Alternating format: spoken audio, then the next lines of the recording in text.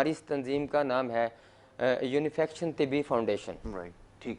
यूनिफेक्शन तिबी foundation. ठीक है। इसमें जो है रिजवान गिलानी साहब, रिजवान शाह साहब इसके हमारे जो हैं मेन हैं, और इसके दस्तराज हैं जनाब सियाल अपना गुजरांवाला से जनाब डॉक्टर तनवीर हकीम और डॉक्टर तनवीर साहब हैं वहाँ पे। इसी तरह यहाँ पे हकीम अहमद देहलवी साहब हैं और हकीम इब्रार साहब हैं, और हमारा कासमिया कॉलेज जो है हमारा उसमें हकीम अपना नसीम कासमी साहब हैं, और 6 और 7 को हमारा ये प्रोग्राम हो रहा है। और इसके अंदर इंशाअल्लाह ताला हमारे पूरी दुनिया से इंटरनेशनल तौर पे हुक्मा अतिब्बा यहाँ पे आ रहे हैं, और यहाँ पे एक कुश्ता साजी वर्कशॉप हो रही है जिसमें जो है हम मुख्तलिफ दहातों के वो कुश्ता जात बनाए जाएंगे जो इंशाअल्लाह ताला हमारे तिब के अंदर एक अहमियत रखते हैं। और इंशाअल्लाह फिर मजीद प्रोग्रामों में इसका बताऊँगा, टाइम कम है।